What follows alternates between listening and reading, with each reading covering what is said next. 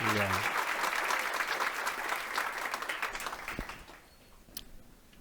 Boa noite a todos. Fico muito feliz de estar hoje aqui. É uma grande alegria, uma grande honra participar desse programa. Eu acho que ele já marcou a cultura brasileira, a ciência brasileira, com personagens que aqui vêm colocar assuntos fundamentais. Eu me sinto muito feliz de poder hoje conversar com vocês, debater, espero que as questões cheguem, sobre algo que eu tenho trabalhado a minha vida inteira, né? Nos meus 52 anos de prática pediátrica, eu sei que não parece, mas eu trabalho sempre nessa linha, né? O meu pós-doc, depois que eu saí da USP da Unicamp, eu trabalhei no Centro Internacional da Infância em Paris, onde eu trabalhei com a questão do desenvolvimento infantil, a questão do aleitamento materno, que foi um tema que eu trabalhei a minha vida inteira, e em seguida uma coisa fundamental, que são as relações familiares. E dentro desse aspecto, uma das coisas que sempre me atraiu e que é hoje um tema universal, que é a questão dos primeiros 1000 dias de vida. O que nós chamamos de primeiros 1000 dias de vida? Os primeiros 1000 dias de vida são a gestação, né, com as suas 40 semanas e os seus 270, 280 dias, mas os 2 primeiros anos com 365 vezes 2, temos aí 730 dias. Somando a gestação com os 2 anos de vida, nós temos 1000 dias. Por que as pessoas se interessam tanto pelos 1000 dias? É porque esse período da existência, ele é aquele no qual, durante toda a vida, nós temos o maior estirão em crescimento, desenvolvimento mental, neurológico, imunológico do ser humano. Tudo que acontece nesse período da gestação e nos 2 primeiros anos tem repercussão importantíssima para o resto da vida. Coisas que acontecem na gestação, coisas que acontecem nos primeiros anos de vida, são fundamentais para a existência. Eu costumo dizer, quando trabalho com esse tema, que isso é uma frase que não é minha, parece que é do Saramago, algumas pessoas dizem que sim, dizem que não. Eu tive a oportunidade, quando era reitor da Unicamp, de encontrá-lo em Portugal. Ele dizia que o homem que eu sou é por causa da criança que eu fui. A menina que você é por causa da... A mulher que você é por causa da menina que você foi. O que ele queria dizer com isso? O que outros autores perseguem? A gestação é um período que hoje se estuda muito, não só pela questão da própria mãe que está gestando, mas também pelo bebê intraútero e também pelo que acontece depois quando coisas ocorrem dentro da gestação. Essa parte dos primeiros 1000 dias é uma coisa muito importante. Então, ansiedade, depressão, violência contra a mulher, problemas sérios que ocorrem na gestação, têm repercussões que depois, posteriormente, acabam aparecendo no desenvolvimento de uma criança, no desenvolvimento de um adulto, dificuldades escolares, problemas de agressividade, problemas de déficit de atenção, e que estão associados a isso. E quanto mais você tem problemas nessa gestação, mais você vai ter isso aí. Eu vou depois comentar um pouco mais com detalhes sobre isso. Esse período dos 1000 dias também tem 3 eventos fundamentais, né? Tem a gestação, com todas as suas condições, coisas que a gente não sabia até bem pouco tempo atrás, né? O bebê intraútero recebe a informação do que a mãe come, recebe os primeiros sabores via os flavors, que são as substâncias que a mãe come, e ele começa a ter preferências já alimentares que depois vão se repercutir no primeiro ano de vida e no segundo ano de vida. Ele já começa a desenvolver precocemente o sistema nervoso central. Com 18 dias de gestação, os neurônios, as células nervosas já começam a se desenvolver. E na 30ª semana de gestação, o cérebro intraútero já está funcionando, né? E o bebê, ele vai desenvolvendo esse cérebro de uma forma progressiva.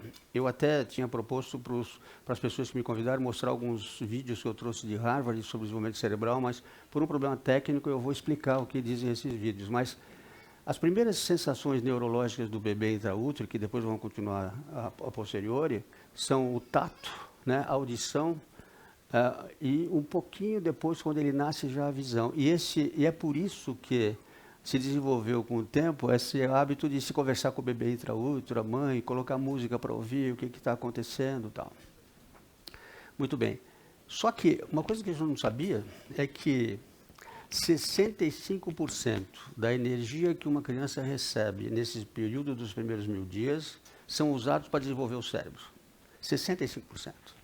Ou seja, apenas 35% é para o resto do organismo. Por quê? Porque quando o bebê nasce, ele tem um cérebro que é 1/4 do peso do corpo humano. E a velocidade de desenvolvimento dos neurônios é uma coisa inacreditável, né? Quando um bebê nasce, ele já faz de cara, assim que ele sai, 2.500 sinapses, né? Sabe o que é sinapse? É quando os neurônios estão se juntando para entrar em contato com outros neurônios e se desenvolver. Mas nessa época da vida, mais do que em qualquer outra época da vida, essas sinapses chegam à ordem de cada neurônio contactar com 100.000 outros neurônios. Com uma capacidade inacreditável de desenvolvimento desse cérebro, que a criança nasce com cerca de 100 bilhões de neurônios, mas, pasmem, nós chegamos à idade adulta só com 20 bilhões. Nós perdemos 80 bilhões de neurônios nesse período. Bom, como que isso acontece? O que está havendo? Por que perdemos esses neurônios? Eu até vou ter muito cuidado, atendendo a solicitação das pessoas que organizaram, de não entrar muito em coisas técnicas. Eu quero falar genericamente para explicar para vocês. Mas essa perda incrível de neurônios acontece por uma coisa chamada plasticidade cerebral. A imensa maioria dos neurônios que não são estimulados morrem. Se você não usa esses neurônios, eles vão morrendo, e a criança perde 80% dos neurônios com os quais ela nasceu. Por isso, que aí chega esse ponto que a gente trabalha muito, o que significa estimular um bebê, o que significa conversar com uma criança, o que significa amamentá-lo, o que significa ter uma relação importante e favorecer a estimulação. Por quê? Porque a poda só ocorre em neurônios que não estão sendo usados. Os neurônios que são estimulados e são contactados e recebem informação, eles se mantêm. Então, se você deixa uma criança num lugar escuro, ela pode até ficar cega. Se ela fica num lugar que não ouve nada, ela não desenvolve bem essa audição. Esses trabalhos mostram coisas que aconteceram num período interessantíssimo com alguns pesquisadores internacionais. Um trabalho muito interessante feito num país de leste por um neurologista e um pediatra americano, o Charles Nelson. Ele mostrou que em alguns lugares em que as crianças eram colocadas em creches precocemente e ficavam o dia inteiro deitadinhas numa caminha, e alguém trocava a fralda, dava uma comidinha e tal, mas não pegava no colo, não estimulava, não cantava, não falava, quando chorava não era atendida, essas crianças começavam a regredir. Algumas dessas crianças, inclusive, desenvolviam alguns hábitos, como ficar olhando para as mãos e mexendo com as mãos, para se autoestimularem, já que ninguém pegava essas crianças no colo, ninguém estimulava. Então, aí, nessa sequência de problemas neurológicos que a gente começa a perceber coisas que me impressionam, né? Na 30ª semana de gestação, o cérebro já está desenvolvido, mas o que é muito curioso é que esse 65% de energia que a criança gasta serve principalmente para aumentar o seu potencial de desenvolvimento. É graças a esse tipo de conhecimento da perda neuronal, da chamada poda de neurônios, que ocorre no cérebro precocemente, que a gente vai entender por que uma criança precisa de estímulo. Se você deixa uma criança sem estimular, sem pegar no colo, sem não agradar, sem beijar, sem amamentar, sem acariciar, essa criança involui. Esse cérebro para de ser estimulado, e aí você começa a ter os problemas mais sérios. Aí, nessa linha cerebral, para depois entrar em coisas assim mais objetivas, as pessoas falam, bom, e os fatores genéticos? As crianças não nascem com potencial de inteligência? Sim. Mas hoje a gente descobriu uma coisa nova, interessantíssima, que é a chamada epigenética, né? Quer dizer, a gente pensava que a genética era uma coisa fechada, né? Que a gente nascia com aquele potencial de genes e que a gente ia se desenvolver daquilo que a gente recebeu dos nossos pais e que íamos ser inteligentes ou não, dependendo do que nós herdamos. Pois bem, hoje a gente sabe que a epigenética, ou seja, alguma coisa que está acima da genética, ela pode não só mudar genes, pode anular alguns ou pode estimular outros, dependendo de em que meio que você está crescendo, como é que você está se desenvolvendo, né? Não é à toa, por exemplo, que um bebê tende a ter a linguagem materna, que ouve a mãe falar durante a gravidez, e depois o pai e a mãe depois do nascimento. E esse sotaque daquela linguagem específica, né, do português do Brasil, do português de Portugal, do inglês americano, do inglês britânico, vai depender desse aprendizado e desses neurônios que são estimulados. A mesma coisa, a nutrição da mãe tem a ver com a nutrição do bebê. Ele vai se alimentar muito melhor se, durante a gravidez, alguns alimentos que são especiais, como vegetais, etc., são usados pela mãe da gestação, porque esse cérebro dele registra esses sabores e ele vai ter essas preferências. Então, quando alguém chega para a gente e fala assim, meu filho não come nada, esse bebê não gosta de papinha, não posso botar não sei o quê. Aí eu pergunto para a mãe, a senhora comia isso? Como é que era isso, né? Não, e tal. A mesma coisa terrível, né? Quando algumas drogas, álcool principalmente, o cérebro ele é muito atrativo ao álcool, né? Quando uma mãe ingere álcool na gestação ou um bebê ocorre de alguém criminosamente dar álcool, ele é atraído para o cérebro e as lesões são muito importantes. A mesma coisa acontece com o cigarro. A gente não entendia bem porque mães que fumavam tinham bebês pequenos. Às vezes a termo, 40 semanas, mas pesando 2,3 kg, 2,4 kg. É porque o cigarro faz vasoconstrição, ele diminui o tamanho do cordão umbilical e essas crianças são mal nutridas intraúteros, mal oxigenadas e não se desenvolvem adequadamente. Ora, continuando um pouco, o que interessa nos primeiros 1000 dias, fundamentalmente, para a gente entender essa fase da vida humana? A gestação, ela é fundamental, porque ela marca muito intensamente todo o resto da vida. O parto, porque é uma grande discussão, e eu vou entrar aqui numa coisa que eu sei que às vezes é polêmica, mas a gente sabe que o parto normal é o parto ideal para um bebê que nasce via vaginal, onde ele se imuniza, onde ele vai entrar em contato com uma série de bactérias e de estímulos e de antígenos para diminuir o potencial de alergia. Essas crianças são menos alérgicas, têm menos asma, nascem melhor. O bebê, se pudesse escolher, ele seria escolher o parto normal versus a cesárea, que é um procedimento médico, evidentemente, né, que decidido pela equipe de saúde quando é necessário para salvar a vida da mãe ou salvar a vida da criança. Mas não podemos, de jeito nenhum, deixar de falar a nossa preocupação com a incidência de cesárea no Brasil nesse período de vida, né? Nós somos um dos campeões mundiais da cesárea, né? Países, inclusive onde eu trabalhei, na França, na Espanha, fora, a incidência de cesárea é 12%, 14%, 15% já começa a ser vigiada. Aqui nós temos em alguns lugares 50%, 60%, 70% de cesárea, dependendo de que área econômica a gente está vendo. E o nascimento é uma coisa fundamental no desenvolvimento do primeiro ano de vida. Por quê? Tem uma coisa que a gente chama do minuto de ouro, que é o primeiro minuto depois do nascimento, que é quando o bebê sai da mãe, seja pela parto normal ou pela cesárea, e ele chora, abrindo a boca muito, expandindo o pulmão, muda totalmente a circulação, vai oxigenar o cérebro, vai mamar imediatamente na mãe, se possível, combatendo duas coisas sérias, que é a hipoglicemia, a falta de açúcar sanguíneo, e a hipooxigenação cerebral. E esse minuto é que a gente dá aquele famoso índice de Apgar, vocês sabem que é uma notinha que o pediatra dá para o bebê que nasce e tal, para saber mais ou menos como foi isso, é fundamental para o resto da vida. Porque se esse minuto tiver um problema sério e você tiver uma falta de oxigênio adequado, ou um problema mais sério metabólico, nutricional, hipoglicemia, você pode ter uma lesão para o resto da vida. Antigamente a gente classificava as crianças, os famosos PC, né? Quer dizer, as crianças com problemas cerebrais ocasionados por um parto inadequado. Mas também é um problema do primeiro ano de vida. Bom, e aí vem aquilo que acontece logo de cara, que é o aleitamento materno e a lactação humana, que dá substâncias especiais para ajudar a desenvolver o cérebro, para melhorar esses neurônios que estão se desenvolvendo nessa velocidade inacreditável. Às vezes existem épocas em que um neurônio só se contacta com 100 mil outros neurônios. Né? E que isso depende, inclusive, de muita coisa do ponto de vista metabólico, do ponto de vista oxigênio. Só para vocês terem uma ideia, logo depois do parto, cada neurônio realiza 2.500 sinapses, ele se divide em 2.500 rapidamente. Essas conexões vão rapidamente a uma velocidade de 700 por segundo. Imagine um cérebro se dividindo em 700 sinapses, divisões celulares por segundo. Multiplique isso por 60 para dar 1 minuto, multiplique por 60 para ver 1 hora, multiplique isso por 1 mês para ver por que o pediatra fica medindo o cérebro dessas crianças nas consultas de rotina nos primeiros meses, porque o cérebro vai assim, né?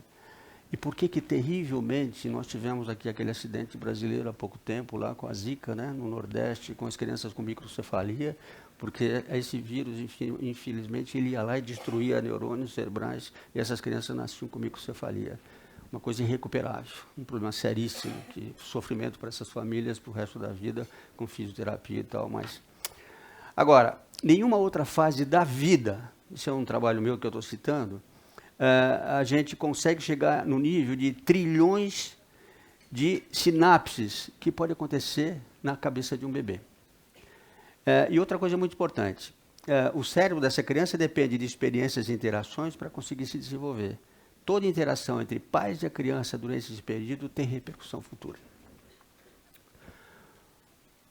Isso é uma coisa fundamental, que eu acho que se eu deixar isso aqui hoje para as pessoas que nos assistem, essa preocupação com a relação afetiva, com o cuidado, porque além do parto, além da gravidez cuidadosa, além do aleitamento materno, entra aqui em jogo uma coisa fundamental, que é o afeto, o carinho, a atenção, a participação.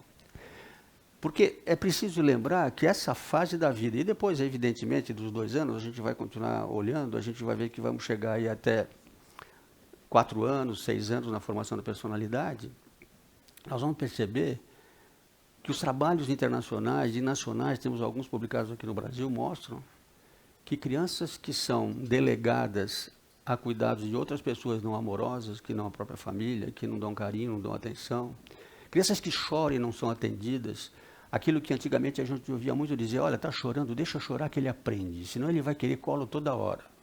É exatamente o contrário. A gente fala, pegue o bebê no colo, acalente, acaricie, beije, fique com ele, porque você está ajudando esse cérebro. Se esse bebê não é atendido, ele tem uma coisa chamada estresse tóxico, que é terrível, uma coisa danada que eu vou mostrar para vocês um pouco adiante.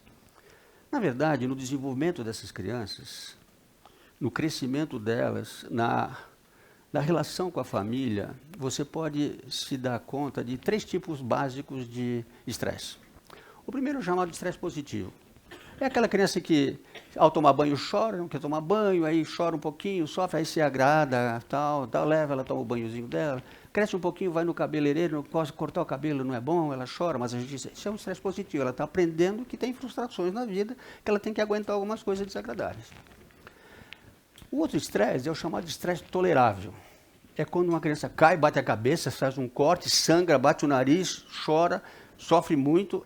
É um estresse mais forte que o outro, mas aí ela é atendida pela mãe, pelo pai. A mãe vai lá e põe a mãozinha em cima do machucado, né? Que é uma coisa interessante. Em todas as culturas do mundo, quando uma criança bate a cabeça, a mãe põe no lugar que bateu, né? Isso é um mistério, né? Energético da mão da mãe. Esse é tolerável, porque aí ele é atendido e tal. Bom, o que é estresse tóxico? O estresse tóxico, que é algo que a gente está começando a trabalhar recentemente, publicamos algumas coisas nessa linha, é aquele estresse da criança mal cuidada, maltratada, negligenciada, que não é atendida nos seus desejos mínimos, que chora e ninguém pega no colo, que fica sozinha um tempo todo, que é mal alimentada, que nem sempre recebe a atenção de alguém que a ama. Quando eu digo alguém que a ama, a mãe é o ideal, mas se ela tem uma boa vovó que pode ajudar, a vovó que ama esse bebê, ou até uma babá que vai ajudar e que ama a criança, porque a boa babá não é aquela que troca bem a fralda, é a que ama a criança. E a criança ama também, né? Porque a gente faz a diferença entre vínculo e apego. Vínculo é o que o bebê sente por quem cuida dela.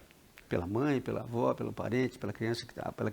E apego é exatamente o contrário, é o que o adulto dá para a criança, né? Às vezes tem crianças que têm vínculo, mas não têm apego. Às vezes tem apego e o vínculo não existe. Então essas coisas mexem com o desenvolvimento dessas crianças. E o mais interessante é que o estresse tóxico, ele é muito sério, porque ele é igual ao estresse do adulto. O que é o estresse do adulto? O que é estresse? Estresse é uma resposta corporal quando você sofre algum dano, quando você se assusta, quando você tem medo, e o teu organismo se modifica e ele libera hormônios, principalmente a adrenalina de uma glândula chamada suprarrenal, que dá taquicardia, que dá sangue na musculatura, que dilata a pupila para você correr, fugir ou brigar, vou enfrentar o inimigo. E, a nível cerebral, libera um hormônio chamado cortisol, que prepara o cérebro para entender o que está acontecendo e reagir. Isso é no estresse adulto. Um bebê abandonado, sofrido, dependendo do tempo que ele recebe isso, sem carinho, ele também libera esses hormônios. Ele também libera adrenalina, ou epinefrina, que é outro nome, ou o cortisol cerebral. E aí vem o grande problema. Porque nessa fase de grande divisão celular, nessa fase de plasticidade cerebral e neuronal, esses hormônios são lesivos. Eles lesam neurônios. O estresse tóxico, ele é grave porque ele lesa neurônios, ele diminui sinapses, ele marca no cérebro da criança essa experiência negativa. E essas crianças lesadas com estresse tóxico permanente e contínuo, muitas vezes desenvolvem atitudes e comportamentos realmente negativos, né? E isso é uma coisa muito difícil de reverter. Em alguns países já está se conseguindo criar grupos de trabalho com pediatras, psicólogos, assistentes sociais, fonoaudiólogos, trabalhando com essas crianças. Às vezes as crianças apresentam mau rendimento escolar. Ah, a culpa é da escola, é o professor, é o método, mas ninguém vai ver se teve estresse tóxico, ninguém vai ver como essa criança foi cuidada, quanto ela tinha de amor, o que aconteceu, como é que esse afeto foi colocado nessa criança. Para você reverter essas lesões cerebrais, comprovadas, inclusive, anatomicamente, por exames, você tem que trabalhar muito. E isso não é tão fácil assim. É uma terapia de longo prazo, de participação. Existem pessoas em alguns lugares do mundo que já estão se dedicando a isso. E eu tive até a oportunidade de conhecer alguns trabalhos desses por causa de entendimento do abandono. E vamos mais longe. Num livro que está aqui nas minhas mãos, que é A Primeira Infância e as Raízes da Violência, do meu amigo professor da Universidade de Brasília, professor Márcio Lisboa, um grande amigo meu, em que ele fala, eu tenho um capítulo do meu livro, aquele Quem Cuidará das Crianças, que eu falo a mesma coisa, ele fala que as raízes da violência, essa violência terrível urbana que nós estamos vivendo hoje, essa crueldade, às vezes, que não é só você querer roubar porque você não tem aquilo, mas a crueldade junta, tem a ver com isso que acontece na infância. Se você não é amado na infância, se você tem estresse tóxico, se você tem problemas sérios nesse período, a sua tendência é ter dificuldade para amar, é ter dificuldade para se relacionar. Imagine, por exemplo, isso que eu estou falando, aumentado ou agravado por uma situação social grave, por fome, por maltratos, por abandono, sem família, na rua, crianças abandonadas, maltratadas. Essa é a gênese de uma violência terrível. Às vezes, quando a gente fala que para resolver o problema da violência, a gente teria que prender as pessoas mais cedo, etc. e tal, a gente esquece que o buraco é outro. É você trabalhar a questão da família, saber o que está acontecendo nessa sociedade, como é que essas crianças estão sendo tratadas. E aí vem um problema muito sério também, muito grave, que eu chamo de transgeracionalidade da problemática emocional da criança. Porque a maior parte das crianças que são maltratadas, ou são por pessoas que também na sua infância foram maltratados. Ou seja, você vai repetindo coisas terríveis. E às vezes, para você interromper uma coisa dessa, você vai ter que ver várias gerações. E essas coisas vão passando de geração em geração. Não é?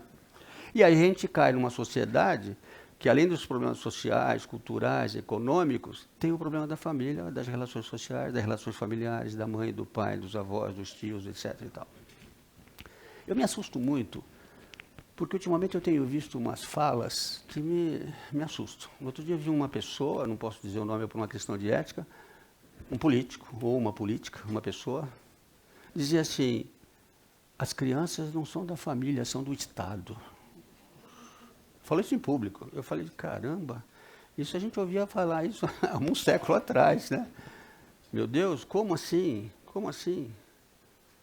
A família é o núcleo fundamental do desenvolvimento psicoemocional de um ser humano. Quem não tem família sofre muito, é difícil para chegar adiante e resolver o problema. A coisa do afeto, do carinho, de atenção é fundamental. Tem um trabalho aqui, não é meu, feito na Inglaterra, que depois eu posso dar para quem quiser referências. Uma coisa curiosíssima. Em alguns hospitais europeus, quando uma pessoa, um adulto ou uma criança tem um trauma cerebral, cai, bate a cabeça num acidente e vai para o hospital, na emergência, está lá machucado. Antes deles tomarem qualquer decisão sobre o crânio, se abrir, não abrir, ver se tem hemorragia, eles escolhem uma proteína chamada S100B. Essa proteína, quando aparece no sangue circulante, ela traduz indiretamente um trauma com sangramento cerebral, com lesão cerebral. Aí uma psiquiatra infantil resolveu medir isso daí nas crianças abandonadas, que não bateram a cabeça, mas tem a proteína. Ou seja, o trauma psicológico difícil, grave, pode ser semelhante a, sabe? Sabe aquela história que a gente fala assim, nossa, tomei uma na cabeça, sofri barbaridade. É verdade, a gente está lesando. É uma coisa assim incrível você começar a ver onde é que está chegando esses estudos e como é que nós estamos trabalhando, né? O que me impressiona mais ainda nesse sentido, e o Saramago também dizia isso, né, que o menino é o pai do homem, a menina é a mãe da menina, exatamente porque isso é uma sequência lógica de evolução. Muito bem, então o estresse tóxico só tem uma maneira de resolver, é a prevenção, a orientação, a educação familiar. Eu vi que tinha umas pessoas aqui que eu fiquei muito feliz de conhecer, que me cumprimentou agora há pouco sobre a escola de pais, né? Que é uma coisa maravilhosa que a gente tem que entender que, e eu sou pediatra há bastante tempo, né? E eu vejo, às vezes, casais jovens chegarem com seus filhos para a gente atender, e eles não sabem como vai mudar a vida quando nasce um bebê. Não tem a mínima ideia do que vai acontecer, né? Aí vira para mim e fala assim, doutor, mas ele chora. Ah, ele chora, ele chora. Ah, você não sabia? Não. Pois é, veja só como ele chora, né? E o que você faz quando ele chora? Ah, tem hora que eu não aguento mais, eu dou para o marido, ele sacode, mas ele só olha para mim, só quer a mãe, mas eu não aguento mais, pai, tem que participar também. Eu falei, mas se ele está olhando para você e quer você, ele quer você, tem alguma coisa importante. Aliás, eu vi isso no meu consultório esses dias. De uma mãe cansada, deu para o pai sacudia o menino chorava e olhava para a mãe, e a mãe lá.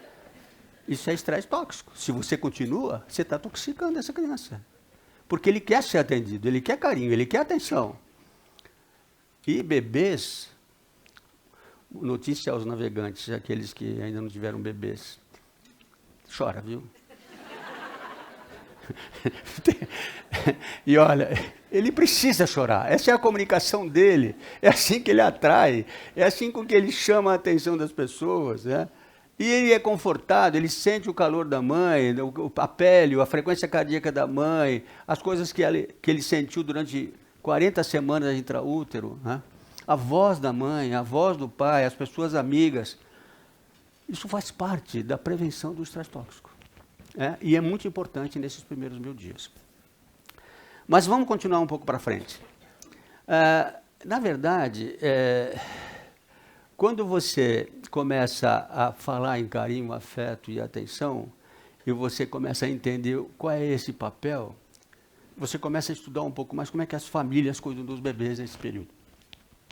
E eu ouso dizer aqui uma classificação de pais, mas posso? Ninguém se veja nisso. Você tem o pai competente e a mãe competente. Quem são eles? São aqueles que são carinhosos, são atenciosos, mas têm autoridade, sabem educar e botam limites. É o pai competente. Depois você tem aquele casal, ou aquele pai ou aquela mãe, que são autoritários, mas não são carinhosos. Aí você tem um que é só carinho, mas não tem autoridade. E tem o último, que é o pior de todos, que é o negligente, que não dá nada. Quando você estuda esses 4 tipos de relações com as crianças e vê as consequências, você fica impressionado com o que acontece. Um trabalho em inglês mostra que o simples fato de você ter um pai e uma mãe competente, no sentido de ser carinhoso, ser afetuoso, beijar, abraçar, agradar, mas saber botar ordem na casa, saber dizer não, dar limites, é fundamental para essas crianças irem melhor na escola, terem melhor desenvolvimento, terem menos problemas de relacionamento, terem mais afeto, terem muito mais cuidado com os animais domésticos, serem mais carinhosos. E chegaram a medir, quando você, pelo menos uma vez por dia, senta-se à mesa para comer junto, num almoço ou num jantar, isso faz diferença no desenvolvimento dessas crianças do ponto de vista psicomotor e social. Só esse fato de você juntar com eles e conversar. Agora, o pior de tudo são os pais negligentes, aqueles pais que primeiro não sabiam se queria o filho, se assustam diante de uma gravidez inesperada, não entendem bem quem tem que ficar com a criança, acham que cada um se vire para crescer, eu também cresci assim, estou aqui e tal, né? Frequentemente a gente ouve falar, essas crianças são aquelas que têm mais dificuldade de desenvolvimento, são aquelas que apresentam mais problemas. Sabendo disso, desse período fundamental da existência, em que a gente entra nesse terreno e a gente começa a perceber coisas que acontecem na nossa sociedade, né? eu começo a me preocupar com grupos, pessoas, que acham que nessa idade precoce, nos primeiros meses de vida, você já tem que influenciar a cabeça das crianças e começam a fazer coisas que, evidentemente, para marcar essas crianças, né? A gente está vendo coisas acontecendo por aí nesse sentido, né? De repente você vê essa história de você começar a pegar meninos e meninas e vestir hora de menino, hora de menina, e no consultório uma criança chama pau X, né? Porque a criança tem que descobrir que mais tarde o que ela quer ser, se o sexo biológico dela, nessa idade, que essas crianças não têm nem os seus hormônios fundamentais, estão nessa dúvida e grande precisa de estímulo, a gente precisa usar esses neurônios adequadamente. É uma coisa muito complicada. Você não pode usar o cérebro de uma criança nessa idade e começar a convencê-la de que ela não sabe se é homem ou se é mulher. Deixa ela ser o que ela quiser, quando ela quiser, nada contra, mas a pessoa tem que ter maturidade. Vejam adolescentes que a gente está vendo por aí, que moraram em países em que isso começou já há algum tempo, eles ficam ansiosos, eles ficam em dúvida, eles ficam desesperados com a sua identidade. E essa identidade é fundamental que seja feita pela família que cuida, da maneira como está sendo cuidado. Isso é importantíssimo. É afeto, carinho, atenção, respeito pela criança e deixar as crianças livres para crescer. Mostrar amor, carinho, atenção, família, gente boa, companheiro. Eu falo para as pessoas, hoje em dia, evidentemente, o número de casais que se separam é grande, eu não tenho nada contra, porque não existe ex-pai e ex-mãe. Existe ex-marido e ex-esposa. Se você se separa e casou com outra vez, novamente tem criança, o que precisa é dar amor para essas crianças. Eles vão aceitar e vão ser felizes. Não tem nada, você não tem que se preocupar com o que os adultos estão decidindo na sua vida, desde que essas crianças se sentam amadas. Esse é o segredo. Esse é o segredo nesses primeiros 1000 dias. É isso que é fundamental, que as pessoas precisam descobrir. Vamos lá. Uma das coisas que é fundamental é a gente trabalhar um pouquinho com uma coisa chamada esterogestação. Nós descobrimos, desde a falta de modéstia, os cientistas descobriram, e eu aprendi com muitos deles, que aquilo que nós acreditávamos, que a gestação terminava com o parto, não é verdade. Um bebê, quando ele acaba de nascer, ele não sabe bem que nasceu. A relação dele com a mãe é uma relação quase que inconsciente e instintiva. Ele vai amadurecendo progressivamente e essa sensação de self, dele se identificar como um ser, é provavelmente depois dos 6, 7 meses de vida, quando ele começa a se perceber logicamente. Esses primeiros 6 meses, ele tem um vínculo com a mãe muito forte, quase que unívoco, né? A gente nem fala mais em binômio mãe-filho, que a gente falava muito antes na medicina, a gente fala de conjunto mãe-filho, eles são um só, né? E o fenômeno que a gente chama de desenvolver, olha só esse verbo na nossa língua portuguesa, esse prefixo des é negativo. Quem se desenvolve, sai do envolvimento. Desenvolver é ir saindo do envolvimento. Envolvimento com quem? Acertou, com a mãe. Então o que acontece? Como é que ele se desenvolve? A primeira coisa que ele faz, ele começa a dar um sorriso esboçado, que não é porque ele achou graça, mas é desenvolvimento facial. Ele começa a olhar bem os olhos, fixar os olhares, começar a acompanhar as pessoas, olha a mãe, gosta ali daquele colo. Aí ele começa a levantar a cabeça, ele começa a desenvolver a musculatura aqui cerebral, para olhar assim. Quando ele começa a olhar, ele começa a ter estímulos maiores. Quando ele chega perto de 5, 6 meses, ele senta, porque o tronco começa a ficar mais firme. Aí ele começa a sentar e olhar para todo lado, então ele começa a ter muito mais estímulos que são o desenvolvimento dessa criança, né? Então, conseguindo fazer com que essa criança perceba novos estímulos auditivos, visuais, ele começa a desenvolver seu cérebro nessa fase de grande velocidade de neurônios sendo produzidos. Bom, aí chega os 7, 8 meses, ele dá as primeiras engatinhadas, ele dá uma engatinhadinha, olha para a mãe e volta correndo para ela de novo, né? Ou para quem cuida dela. Ele se afasta mais um pouquinho, é o primeiro distanciamento. Até que ele vai chegar perto dos 9, 10 meses, ele começa a ficar em pé no berço, segura o pezinho, olha, dá os primeiros passinhos e começa a andar com volta de 1 ano. E aí, mãe e pai têm que se preparar, porque daí em diante nunca mais. Eles vão cada vez se afastando mais, e é a vida que é assim. Aí vem o segundo ano, quando eles vão aprender linguagem, vão começar a falar, começar a pedir as coisas, apontar. Aí você vai repetir a água que você quer, isso aqui, para ele treinar, porque a criança aprende linguagem ouvindo, né? E aí começa a ter esse desenvolvimento progressivo. E aí vem uma coisa danada que eu preciso contar para vocês. Os primeiros 1000 dias têm uma característica séria. A criança se desenvolve motoramente, neurologicamente, aprende a caminhar, aprende a falar, começa a perceber as pessoas, começa a entender todo mundo, mas também vai desenvolvendo a imunidade. Porque um bebê de menos de 2 anos, ele não tem a imunidade total. Ele ainda é uma criança muito sujeita a infecções. Entendeu por que põe o bebê na creche com 4 meses, ele tem febre toda semana? E vai lá, mas doutor, está de novo aqui, está com febre. Eu falei, isso é crechite, a gente chama. Inflamação de creche, é porque ele vai para um lugar onde tem muitos bebês, muita gente, tem sempre um que está com febre, que a mãe precisa trabalhar, não deu tempo, deixou, pega no outro e tal. E é normal isso. Isso tem um lado positivo. Qual que é o lado positivo? É a hora em que essa imunidade vai formando os seus anticorpos para coisas positivas. Então, 90% dessas infecções são banais, passam com 3, 4 dias e tal. Só que no meio delas tem meningite, tem pneumonia, tem sarampo, tem coisas graves. Por isso que a gente sabe que em alguns países, por causa disso, as creches acontecem só depois de 2 anos de idade. E as licenças maternidade, em alguns países, inclusive em alguns que eu trabalhei, chegam a ser de 2 anos. Outro dia atendi uma mãe ucraniana, que um colega de São Paulo me mandou, e ela me contou que na Ucrânia a licença maternidade é de 3 anos. A mãe fica com o bebê 3 anos, com o seu emprego garantido, voltando ao trabalho. Aqui no Brasil nós tínhamos 4, conseguimos em alguns casos 6, né? Foi uma luta da Sociedade Brasileira de Pediatria, da qual eu participei.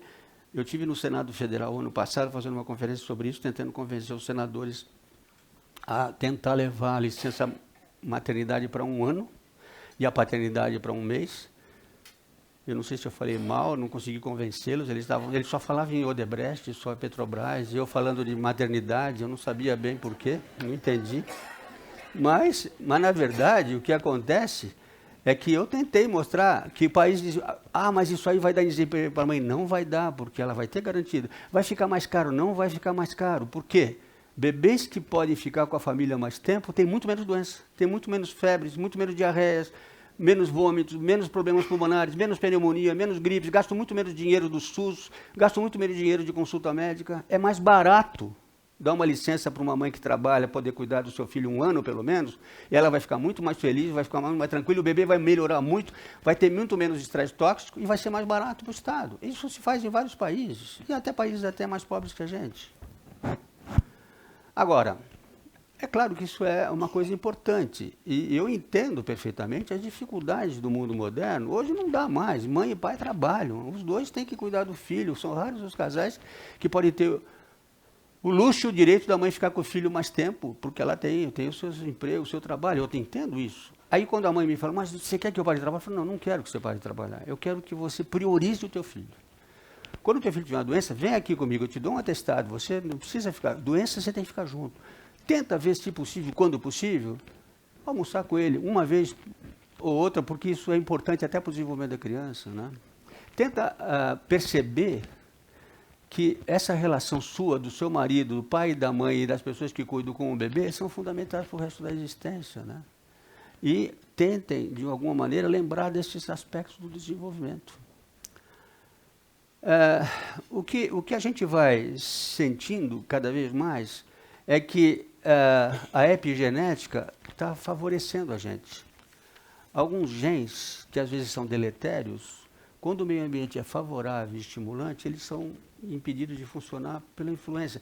Tem umas coisas acadêmicas, químicas, que acontecem com os genes, uma coisa chamada metilação, que modifica a estrutura genética, mas que não cabe falar aqui. Mas acreditem, é verdade. A epigenética existe e está cada vez mais sendo estudada e tentando ela influenciar o desenvolvimento genético das pessoas que assim têm, né?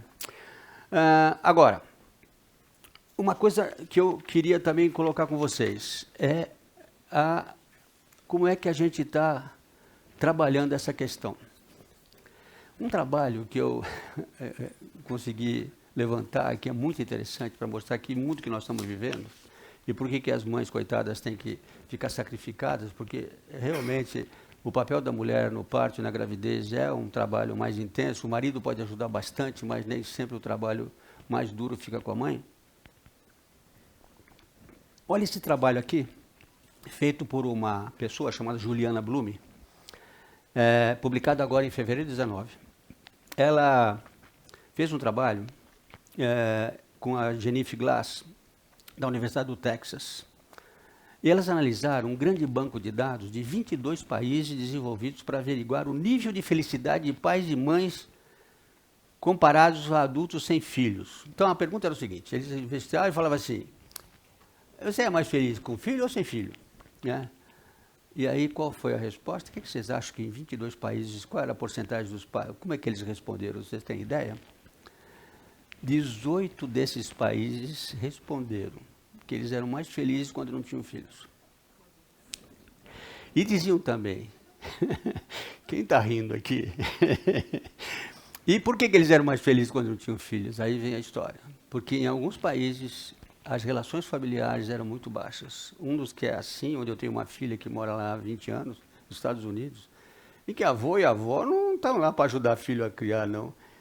Creche pública não existe, você só vai ter escola pública depois de 5 anos. Se você quiser pôr o teu filho numa creche, você vai pagar uma grana para ter. Você tem um bebê ou você se vira, e se você... Tem a vantagem de se você perde o emprego, é mais fácil você conseguir um emprego novamente, mas a licença maternidade em alguns estados americanos é de 15 dias. Porque eles não valorizam essa coisa. E aí, desses 22 países, 18... estavam em dúvida. 14, eles achavam que eram mais infelizes do que pessoas sem filhos. E qual era o argumento das pessoas que diziam que eram mais felizes sem filhos? Eles diziam que filho é um fardo, carregar filho é muito complicado no mundo moderno. Eu trabalho, eu quero ter minha vida profissional, eu quero viver e vou ficar carregando filho. Falam isso. Isso é uma coisa que a sociedade moderna tem que aceitar, e porque está acontecendo. Cada vez mais é mais difícil você abrir mão a sua realização profissional numa fase, às vezes, que você está crescendo, você é uma pessoa jovem, está numa carreira importante, e tem filho, você falta no trabalho, você às vezes tem que não ir trabalhar, você tem que cuidar da criança, você tem que... Agora, interessante, para vocês sossegarem, desses 22, desses 18, o Brasil não está incluído. E um país que está incluído, mas que diz que é mais feliz, é Portugal. Portugal diz que ter filho é a coisa melhor do mundo e que você é feliz com muito filho, né? Não sei se isso está me agradando pela minha origem, né? Mas, de toda maneira, isso tem um significado. Olha só, o grande destaque foi Portugal, onde os pais são 8% mais felizes do que adultos sem filhos. O segundo lugar, da Hungria, com 4,7%. Eu morei na Hungria um tempo, quando trabalhava na França, fiz um curso lá. E é um país que realmente, apesar de uma língua muito difícil, mas um país assim afetivamente muito interessante. Também trabalhei na Espanha, 3,1% dos espanhóis acho que são mais felizes. E o país com maior infelicidade era os Estados Unidos. 12% das pessoas dizem que ter filho não dá para ter porque é muita infelicidade, você não tem tempo para cuidar de filho. Né? E aí os países, Irlanda, etc. e tal. Por outro lado, eu falo isso para mostrar uma coisa que me preocupa muito, que significa o que a sociedade moderna está fazendo com a nossa capacidade de cuidar das nossas crianças. Quando eu falo dos primeiros 1000 dias, que foi uma coisa que eu aprendi lá no Centro Nacional da Infância e Aleitamento, você está pensando no bem da humanidade. Você está fazendo algo para mostrar que a humanidade tem que ter gente mais calma, tranquila, afetivamente compensada, querendo realmente cuidar das gerações futuras. Né? Trabalhar adequadamente. Claro que a natalidade caiu muito, até pela questão econômica. Vocês estão sabendo o que está acontecendo em Portugal, né? Ouviram essa notícia de Portugal? Portugal está preocupado porque eles acham que até o ano 2050, daqui a 30 anos, vai ter mais imigrantes que português, porque a natalidade em Portugal caiu barbaridade. A natalidade de Portugal, que há 15, 20 anos atrás era de 2,5 filhos por casal, hoje tem menos de 1. As famílias portuguesas estão tendo muito pouco filhos e o crescimento populacional de Portugal está decrescente, está negativo. Está morrendo mais gente do que nascendo. É uma consequência disso aqui. é uma consequência do que nós estamos vivendo na sociedade moderna.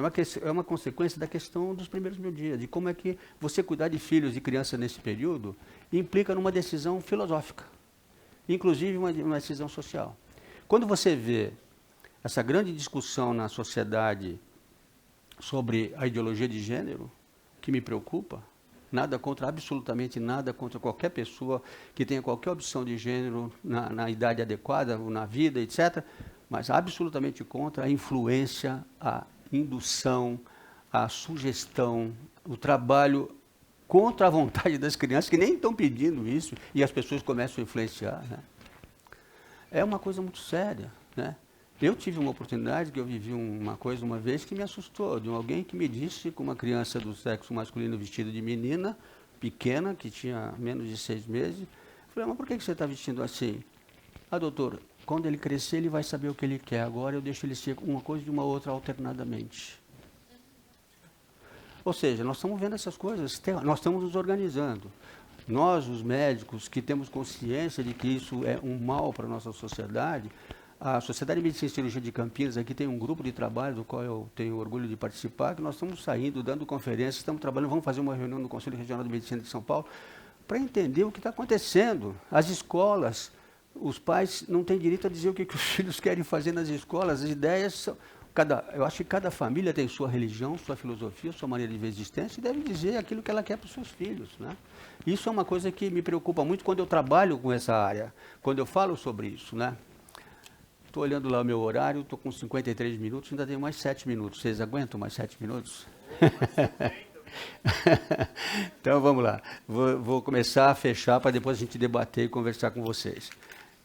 Queria, além disso que eu acabei de dizer agora para vocês, falar um pouquinho sobre as crianças terceirizadas, que é um dos meus livros, A Criança Terceirizada.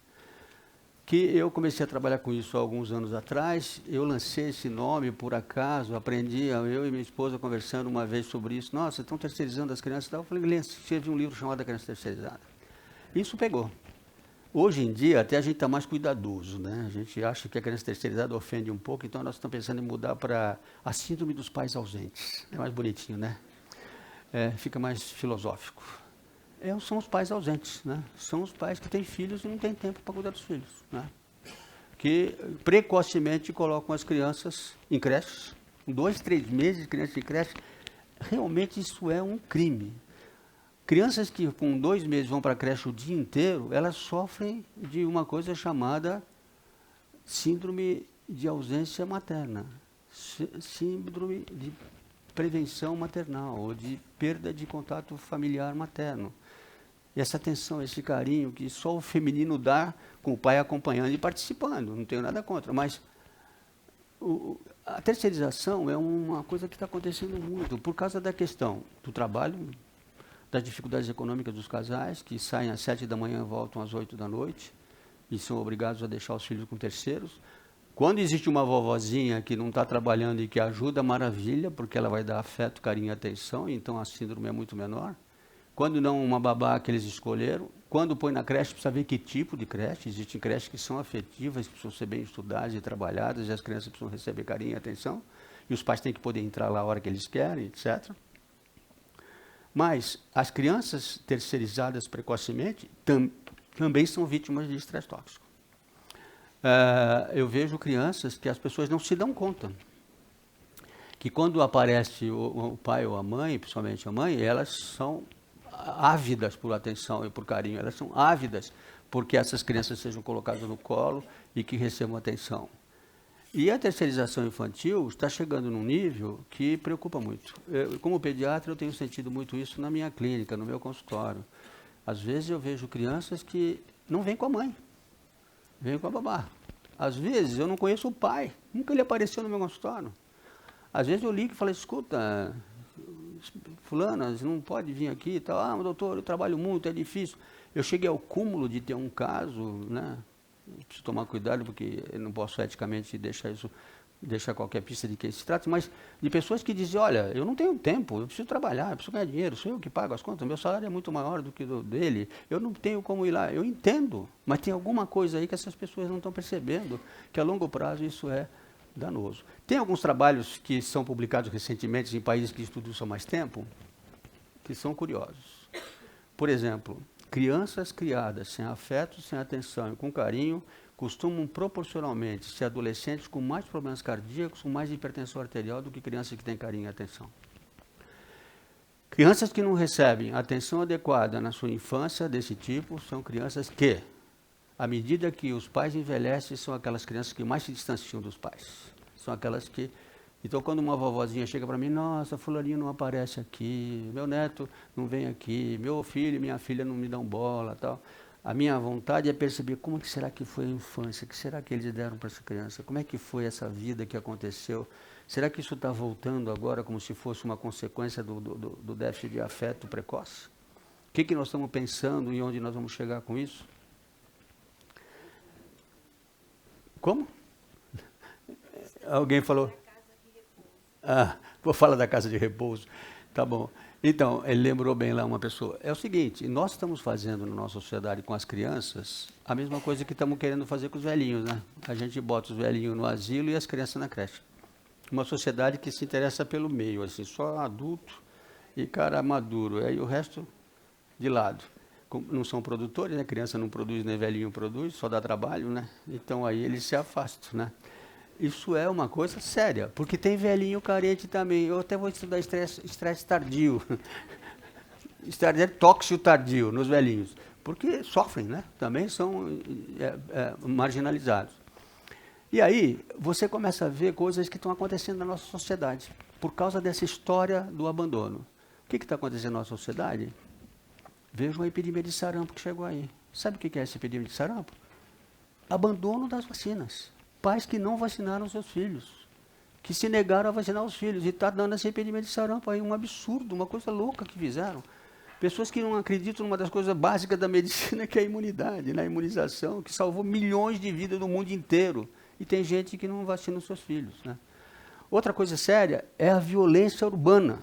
Outra coisa séria são os adolescentes violentos, né? São adolescentes que andam se suicidando com carros a 200 km por hora e, evidentemente, também toda a adição à droga e ao álcool que a gente vê nesse tipo de crianças. Amigos, eu estou terminando. Nós estamos lá com 50 eu estou olhando aqui, é 57 ou 59? Hein? 7. Então tá bom, olha, eu queria dizer a vocês que eu queria passar um pouco essa minha vida de trabalho nessa área. Espero que eu tenha sido claro e tenha ajudado vocês a pensarem um pouco mais. E espero sinceramente que vocês me façam perguntas agora. Um grande abraço a todos, muito obrigado.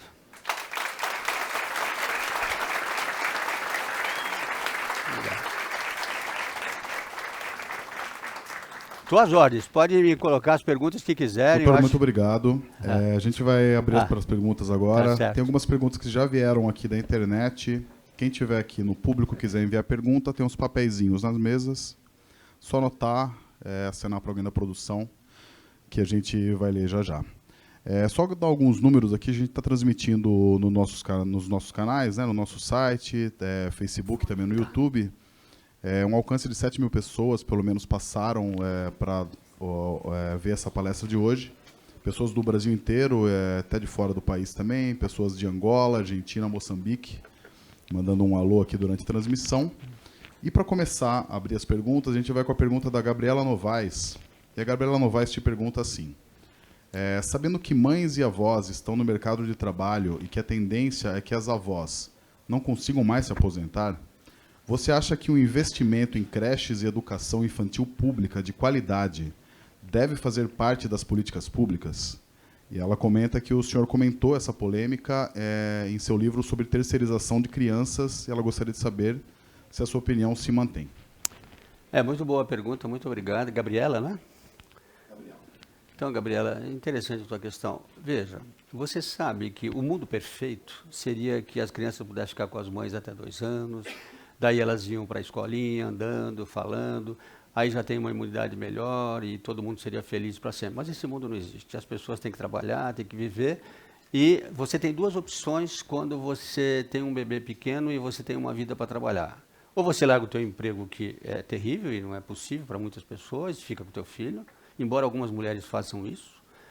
A segunda opção é você ter alguém da família muito próximo ou uma boa babá que fique na tua casa, que você conheça, que já no final da gestação você conheceu e que vai cuidar do teu filho enquanto você trabalha. E a terceira opção é a creche. E a creche, evidentemente, é aquela que politicamente é a mais adequada, porque realmente é aquilo que a saúde pública, o governo pode dispensar e dar para as mães. Só que eu defendo que as creches sejam muito especiais.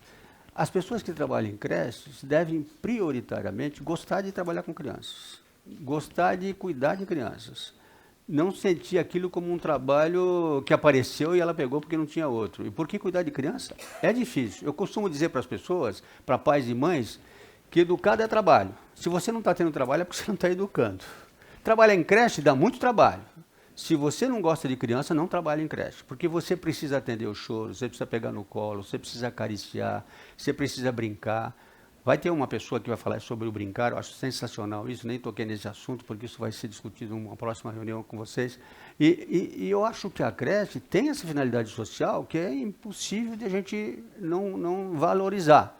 Mas o ideal seria que a gente trabalhasse, antes de pensar só em creches, postergar um pouco a entrada das crianças nas creches, até 2 anos pelo menos, quando elas estão imunitariamente melhor, e aumentar a chance das mães terem uma licença maternidade melhor. Essa é a minha defesa, mas eu sei perfeitamente bem, isso é utópico no mundo de hoje, é muito difícil. Alguns países conseguiram isso. Os países nórdicos, por exemplo, têm licença maternidade bem altas, 1 ano, 1 ano e meio. E tem uma coisa interessantíssima, e eu espero que as mulheres me aplaudam agora.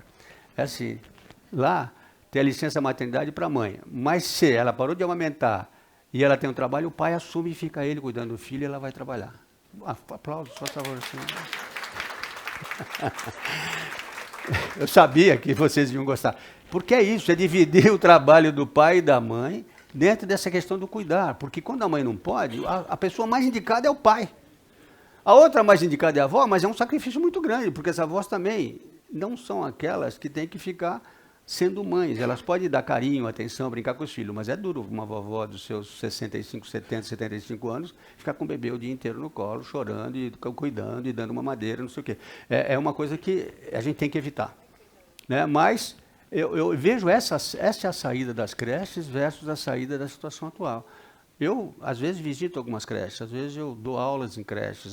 Eu, em Brasília, dei umas aulas e eu me lembro que tinha um pessoal de creche lá, e quando eu falava as coisas, o pessoal, o dono das creches, ficava meio arrepiado. Opa, ele não quer que tenha creche. Não é que eu não quero. Eu estou dizendo a verdade. Os meus netos, os meus filhos, se puderem ficar com as mães, eu acho muito melhor. Se não puderem, paciência, vai ter alguém para cuidar. Se não tiver alguém para cuidar, tem que ter uma creche boa. O que não pode é creche ser estacionamento de criança. Porque, convenhamos, vamos falar a verdade, a creche resolve o problema dos pais, não das crianças. A creche é para que os pais e as mães que precisam trabalhar tenham tempo para trabalhar. Para as crianças, o melhor é ficar na família. É brincar, é conversar, é ser feliz, é isso. Mas a gente tem que ser honesto, a gente tem que ver a situação aí. Nós também temos que ter boas creches, me ajudem a ter boas creches. Espero que a Gabriela, que leu o meu livro, agradeço a leitura. Próximo.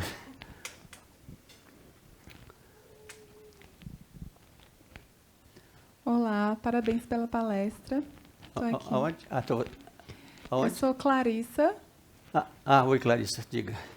Eu estou terminando meu doutorado em Engenharia Elétrica na Unicamp, aqui em Campinas. E eu queria também um conselho e eu queria tirar algumas dúvidas em relação a isso. Porque a gente pensa em ser mãe hoje em dia, mas hoje em dia a gente precisa fazer mestrado, precisa fazer vários cursos, né? Precisa, às vezes, fazer intercâmbio. E eu fiz tudo isso, estou terminando o meu doutorado. Então, claramente, eu penso em ter filhos mais tardiamente. Só que eu estou trabalhando hoje em dia, né? Sou da área de engenharia elétrica, na área até de cidades sustentáveis, né? E eu penso muito no futuro, né? Na nossa sociedade hoje em dia, que, no meu ver, às vezes a gente está vendo uma sociedade um pouco mais cruel. Então, como a gente pode influenciar positivamente para que as próximas crianças no futuro sejam mais amáveis? Como a gente pode falar para esses pais que têm um pouco mais de cuidado mesmo trabalhando? E eu fico pensando em mim mesma. Será que 4 meses a 6 meses é suficiente para a gente dar amor e carinho para esses bebês, para depois a gente voltar a trabalhar? Eu tenho outra dúvida também. A gente vê um aumento de autismo hoje em dia. Às vezes eu fico pensando, existe alguma correlação entre os primeiros dias de vida e o autismo e a falta de carinho ou de tempo dos pais com essas crianças? É uma dúvida que eu venho observando hoje em dia, sabe? Tá bom. Obrigada. Nada. Bom, você fez várias perguntas, né? Bom, a questão que você me pergunta da idade e da questão foi a minha conferência, né? Quer dizer, o tempo que a gente... O cuidado e o afeto é presença paterna e presença materna e atenção e evitar o estresse tóxico. Em relação ao autismo, os trabalhos não são decisórios. Houve uma época, alguns anos atrás, que equivocadamente as pessoas achavam que o autismo era produto de um congelamento de relações da família com a criança. Hoje isso não é mais aceito. A gente sabe que o autismo é uma doença de desestruturação cerebral, que tem várias conotações. Tem autismos leves e tem autismos moderados e muito graves. Quem é pediatra e conhece os autismos sabe dessas gradações do autismo. Parece que é uma questão cerebral de desestruturação. Está se estudando muito o autismo. Uma coisa que é fundamental sobre o autismo é o diagnóstico precoce. Você tem que fazer o mais precocemente possível o diagnóstico. Como é que faz? Tem uma coisa curiosíssima que eu vou ensinar para vocês. É o olhar da criança. O bebê tem que olhar no rosto da gente, olhar nos nossos olhos. Bebês que não fixam o olhar na gente precisam ser estudados porque pode ser um sinal precoce de autismo. E quando você faz o diagnóstico precoce de autismo, você ajuda a minorar as consequências do autismo, que podem ser muito graves, pode levar a lesões cerebrais gravíssimas e a pessoa ser totalmente alienada no futuro. Embora exista autismo que são moderados e leves, que conseguem conviver bem e até evoluir.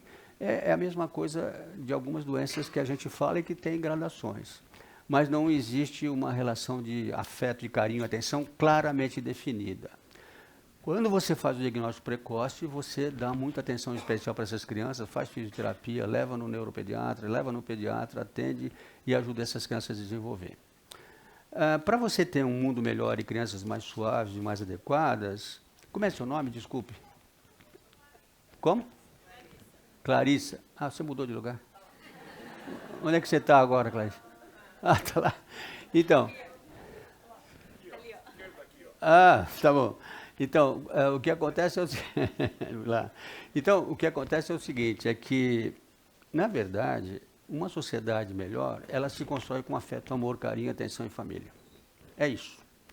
Quanto mais você convive, quanto mais você tem escolas amorosas, humanizadas, com participação dos pais nas escolas, com professores educados adequadamente para orientar e trabalhar com as crianças, sem precocidade de orientações que não são aquelas que a família deseja, em que você inclui ensinamentos filosóficos, religiosos, de acordo com as crenças da família, você vai ter um mundo melhor.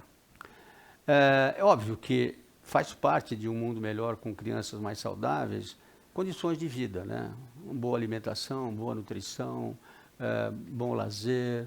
Uma coisa que nós estamos trabalhando muito na Sociedade Brasileira de Pediatria e na academia que eu fui presidente, é a necessidade das crianças conviverem com animais de estimação e com verde, com jardim, com escolas que têm árvores, com lugares em que... Há trabalhos mostrando que crianças que vão em escolas que têm um recreio vegetal com árvores, etc., e que o recreio é maior do que o normal, essas crianças vão melhor na escola. Quanto mais tempo tem de recreio e quanto mais tempo eles estão em lugares assim abertos e tal, mais as crianças têm evolução adequada escolar, têm menos problemas de escolaridade. Ou seja, o que nós estamos fazendo é uma coisa incrível. Em alguns lugares você tem brinquedotecas fechadas, que não tem nem janela.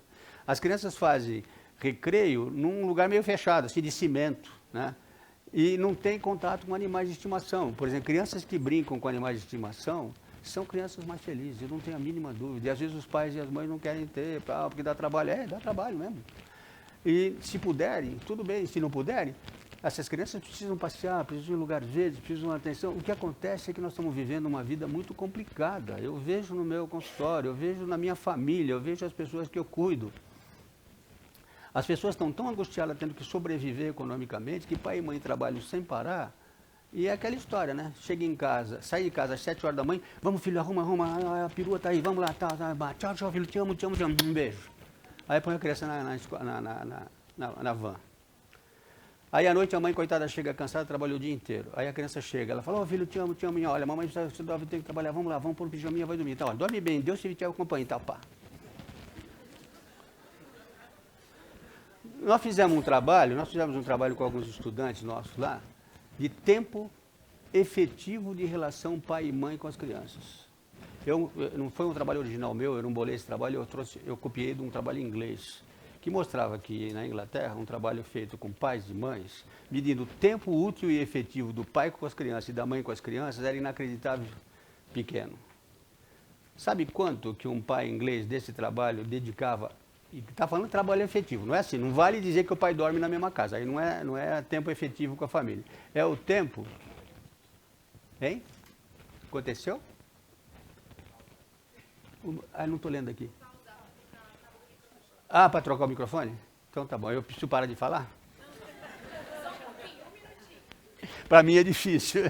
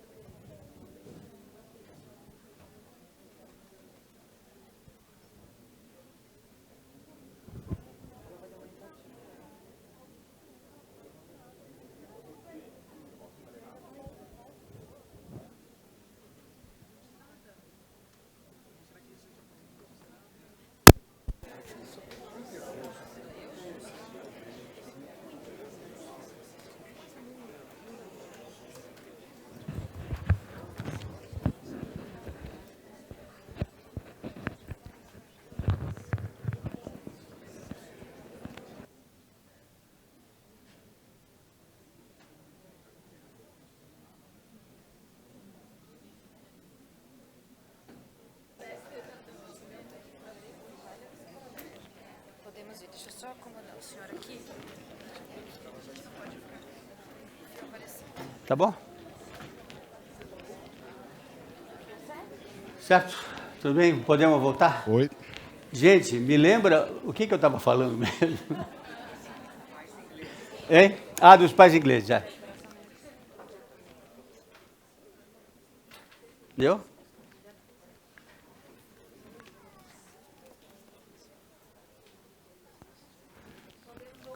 Posso falar? Então, estava falando da questão do tempo efetivo de pais e mães com crianças e esse trabalho que eu vi na Inglaterra e que eu medi aqui rapidamente no meu consultório, nem publiquei, mas é interessante.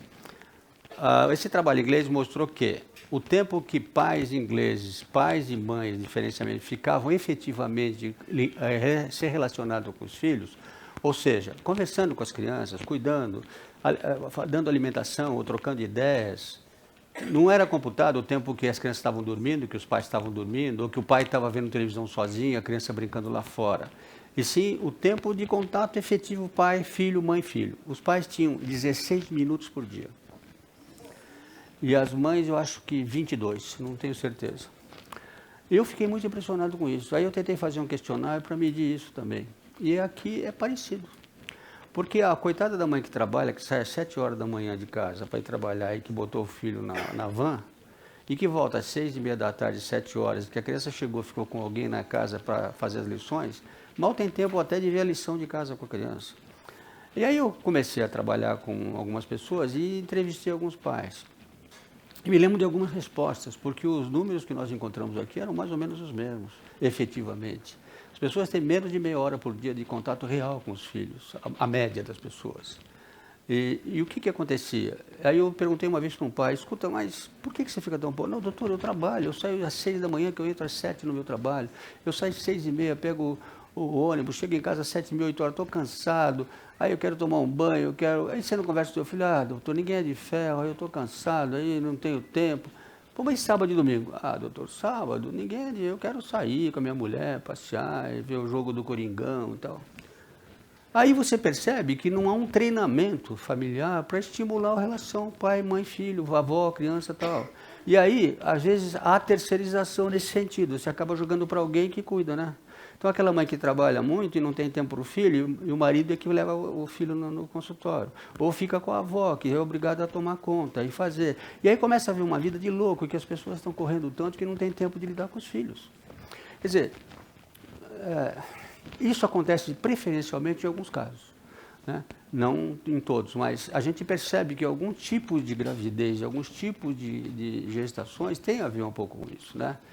Então, aquele bebê que chega por acaso, que não era esperado, ele paga um preço muito alto por muito tempo, né? Porque ele traz realmente um pouco de problema e as pessoas não se surpreendem e puxa, não era o momento, e como é que eu vou fazer? Eu estou trabalhando, eu não posso largar, não quero nem... Eu tive casos de mães que não queriam a licença maternidade. Não é preciso, isso é bobagem, essa coisa, esse negócio, eu tenho que trabalhar, não queria ter licença maternidade. Não queria os 4 meses que davam, porque ela queria realmente trabalhar, porque ela precisava sobreviver. Pais que não têm tempo de falar com os filhos, e vice-versa, filhos que não têm tempo de falar com os pais. Nas separações litigiosas, nas dificuldades, crianças que têm dificuldades de encontrar seu pai ou sua mãe, né? A alienação parental, que é uma coisa grave e séria que a gente vê quando, no meio de uma relação de crianças com os seus familiares, existe ou um pai ou uma mãe que usa os filhos para atacar o outro, né? Seu pai é isso, seu pai é aquilo, ele não presta, tal, sei lá, ou sua mãe é isso, sua mãe é aquilo. E essas crianças são produto desse tempo, desse meio, né? E essas crianças são seres humanos que vão pagar um preço depois. E que você tem que entender que... Eu concordo com o Saramago quando ele fala o homem que eu sou é por causa da criança que eu fui, né? Quer dizer, na verdade, para você ter um mundo menos agressivo, menos violento, mais adequado, você tem que ter todas essas relações compreendidas dentro da situação social, familiar e econômica. E aí a gente começa a entender por que é tão difícil você resolver problemas desse tipo, né? Como é que você entra em situações complexas, né? E como é que alguns grupos acabam se aproveitando disso para tentar fazer influências específicas, né? Sejam ideológicas, sejam políticas, sejam de gênero, e que as crianças começam a ser colocadas em situações adversas, né? Pais que nunca foram à escola dos filhos, nunca foram conversar com os professores, nunca sabem o que está acontecendo na escola, né? Mães também assim. Eu tive um caso específico de uma pessoa que ela dizia, não, eu não nasci para ser mãe, eu fui mãe porque meu marido queria que eu tivesse um filho, eu não quero ter idade de criança, eu não tenho tempo para isso, a minha vida é outra, eu preciso trabalhar, eu sou uma gerente de não sei o que lá. O que eu digo para essa pessoa? Mas por que você teve filho? Então, não, porque ele queria, e vice-versa. Então, a gente está trabalhando, os pediatras, os psicólogos, os neurologistas, numa situação de uma sociedade que tem essas dúvidas, né? Por exemplo, aquilo que foi colocado, muito interessante, da mãe que está fazendo mestrado, doutorado, especialização, etc., eu entendo a posição dela, mas a gente sabe que quanto mais tarde os bebês chegam na família, mais dificuldades existem, né? Não aquele que se falava antigamente, não, depois dos 35 anos é duro ter filho. Hoje tem mães de 45, 50 que são seguidas sem problemas, desde que haja um seguimento obstetra adequado. Mas a gente sabe que a idade ideal para ser mãe e para ser pai está entre 25 e 35, 40 anos. Esse é um tempo melhor para ser pai e ser mãe. Antes disso é uma precocidade grande e às vezes problemática, e depois disso tem os problemas que podem acontecer físicos. Não estou dizendo que quem tem um filho com 45 vai ter problema, não, pode ser maravilhoso. Isso existem exceções importantes. Mas a gente está falando da média geral. O que a gente viu hoje em dia, eu tenho 52 anos de prática pediátrica. Eu trabalhava na maternidade de Campinas e na Unicamp, eu era neonatologista da maternidade. E a gente via os bebês novos e saía visitando as mães. Quando a gente viu uma mãe que tinha dado à luz com mais de 35 anos de idade, a gente escrevia na pasta assim, primigesta idosa. Ter mais de 35 anos a gente considerava, opa, ela tem mais de 35, então precisa tomar cuidado. Isso é uma bobagem. Hoje em dia, imagina falar isso. Mas a gente falava, entre nós, os médicos, olha, tem uma primigesta idosa que nasceu lá, um bebê, que era mãe de mais de 35. Hoje as mães estão tendo um filho com 40, 42 anos, o que também não é o ideal.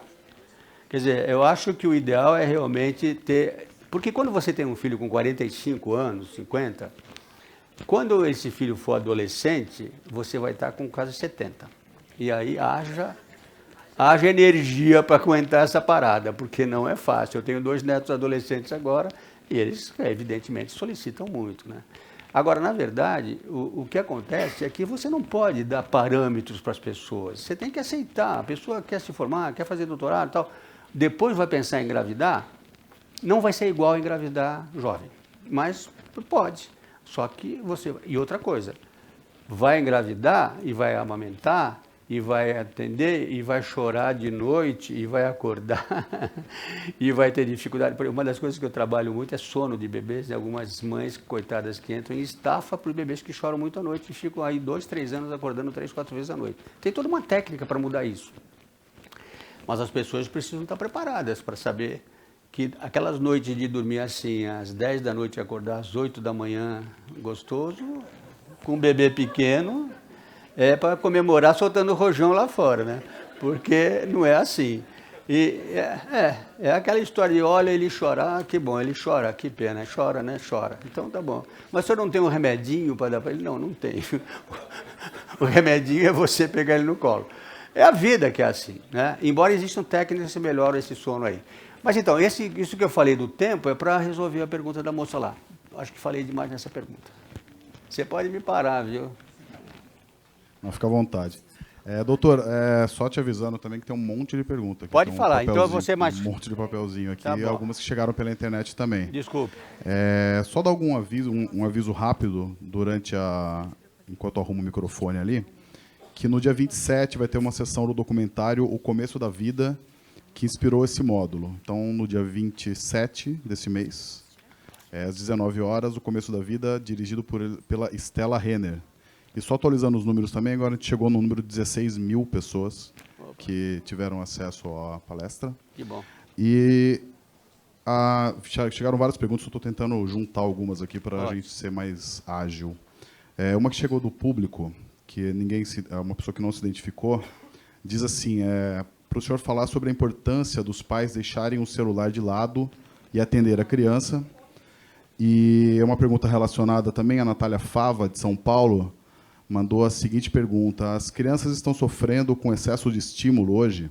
Como a chegada do celular e as possibilidades sonoras e visuais que esses aparelhos abriram está mudando essa relação de atenção, cuidado e estímulo? Excelente as perguntas. Estou sem som. Estão me ouvindo? Ah, deu. Então é o seguinte, olha, essa pergunta é excelente. Eu tô acabando agora, está pronto, estou lançando um livro no Chile, em Santiago, junto com uma colega, a Cibele Passos, fizemos um livro em parceria, em espanhol, para pegar a América Latina inteira, porque essa pessoa teve a gentileza de traduzir o meu livro A Criança Terceirizada para o espanhol, e aí eles me convidaram para escrever esse livro com ela. Eu trabalhei na Espanha um tempo, foi mais fácil, e está saindo esse livro. E nesse livro nós falamos muito sobre o estresse tóxico produzido por uso de celular. Não só celular, mas todas as telinhas que emitem luz azul. Aí estão todos esses aparelhos de mídia que a gente usa, não só os celulares, mas os maiores, as telas de televisão, tudo. Então, qual é a coisa que nos falam sobre isso? A Academia Americana de Pediatria e a Sociedade Brasileira de Pediatria e a Academia Brasileira de Pediatria, da qual eu fui presidente, fala que, olha só, abaixo de 2 anos, o tempo de uso de telinha de celular por uma criança é 0 horas. Ou seja, não se deve dar telinha para nenhuma criança de menos de 2 anos. A gente sabe que não é o que acontece. Por que eles dizem isso? Porque a emissão daquela luz azul, ela interfere muito sobre o desenvolvimento cerebral e principalmente inibe a produção de melatonina, que é um hormônio indutor do sono. Essas crianças dormem mal, são mais irritadas e têm mais alterações tipo estresse tóxico com lesões celulares provocadas pelos mesmos hormônios quando elas são judiadas e machucadas. Há trabalhos mostrando que crianças, quanto mais tempo elas ficam precocemente nas células, mais elas têm estresse tóxico. Seguindo ainda, crianças de 2 a 6 anos, o tempo médio para usar celular e para usar telinha é de 1 hora por dia.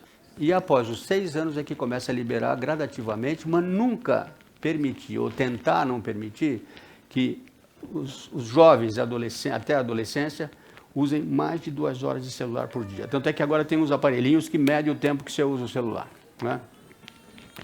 Agora, o que acontece grave na reação do celular também, eu tenho até uns vídeos sobre isso, é ver pessoas amamentando e usando o celular, né? Pessoas alimentando a criança usando o celular. Pessoas passeando com as crianças usando o celular. E as crianças imitam o que elas veem. Você não tem como imitar uma criança, proibir uma criança de usar o celular se os pais usam, se a mãe usa, se fica todo mundo plugado, né? O celular se transformou agora numa epidemia e num vício que se compara ao uso de cocaína. Tem pessoas que se esquecem o celular em casa, voltam 100 quilômetros de carro para pegar o celular. Porque falta alguma coisa neles se eles não estão com o celular no bolso, né? As pessoas olham, pegam a carteira e tal, cadê meu celular? Meu Deus, perdi meu celular, nossa, está dando um problema no celular, olha, não sei o que lá. E aquele pessoal que vai no teu consultório, enquanto a mãe fala com você, o pai está digitando, aí eu vou lá e tomo, né? Aí o pai se assusta um pouco, eu falo, não, quando acabar a consulta eu te devolvo. E agora eu estou tentando fazer uma coisa, não tive coragem ainda, mas eu vou fazer. Que a gente tenta fazer quando os amigos se reúnem, né? Os meus netos eu tento fazer isso, não consigo, não adianta que não consigo.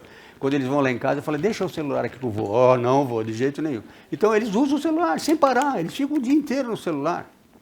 E outra coisa importante também, vejam só como é curioso. Sabe um cara chamado Steve Jobs? Sabe o que ele falou? Que os filhos dele não usam o celular até 12 anos. Ele, que inventou. Ele sabe o mal que faz. Agora, eu acho que é uma tecnologia muito difícil de acabar. Todo mundo aqui tem celular, tenho certeza. O meu está desligado que a produção me tomou lá na frente.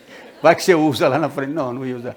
Mas então, na verdade, é uma coisa dificílima da gente controlar. Agora, criança de menos de 2 anos, a gente tem que fazer o possível para não deixar elas ficarem usando. Aquilo que a gente vê nos restaurantes, aquilo que a gente vê no consultório às vezes. Ah, mas doutor está chorando, eu não consigo falar contigo, deixa eu pôr o celular. Aí ele fica olhando a galinha pintadinha, não sei o que lá, né? Aí, para você conversar. Você vê no restaurante, não come, aí você liga o celular, o moleque fica e a mãe fica, né? Quer dizer, isso é uma coisa que realmente é prejudicial à saúde. Agora, como evitar isso? A primeira coisa é tentar a gente usar menos também, né? Evitar um pouco, sobretudo na frente das crianças. Que é uma ferramenta hoje danada, que a gente usa sem parar e sem se dar conta. E o pior são os acidentes com as pessoas que usam o celular dirigindo, etc. Eu tive um caso de um adolescente de 16 anos que, atravessando uma rua usando o celular, foi atropelado. Porque eles andam, já viram como eles andam na rua? Eles andam olhando assim, né? E vão atravessar o sinal, tudo digitando.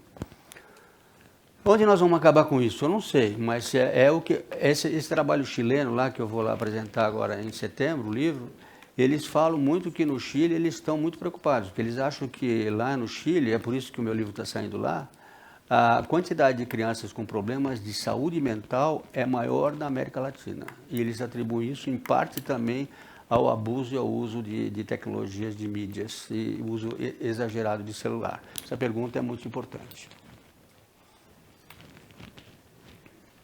Mais pergunta? Sou eu aqui. Ah, estou te vendo. É José. Prazer. Então, eu assisti um documentário que me deixou impressionado sobre crianças, sobre mulheres que têm filhos prematuramente, com 16, 17 anos. E certamente cria uma geração aí de crianças tóxicas, né? Eu gostaria de saber o que vocês pensam a respeito disso, para que pudesse evitar esse tipo de coisa, porque eu fiquei tão impressionado com esse documentário, tinha criança lá com 16 anos, com 5, 6 filhos, cheirando crack, enfim, um negócio bem assustador. É um mundo muito assustador que quase que ninguém fala que isso está acontecendo ali no esgoto do país, né? E eu não vejo ninguém falar sobre isso. Eu gostaria se vocês pensam sobre isso, porque você já pensa na criança já pronta, né? Mas para evitar que chegue a esse ponto aí. Então, você está com uma preocupação com a gravidez na adolescência, é isso, né? E as consequências para esses bebês, sim, né? Sim.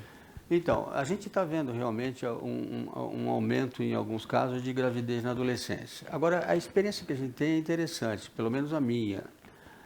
Não necessariamente uma menina que dá à luz com 15, 16 anos vai ser pior do que uma mulher que dá à luz com 25 em relação ao cuidado com o filho.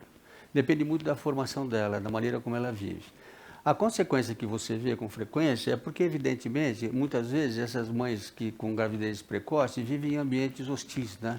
Socialmente falando, meio de drogas, em lugares de crack, em cracolândias, etc. Aí é terrível, né?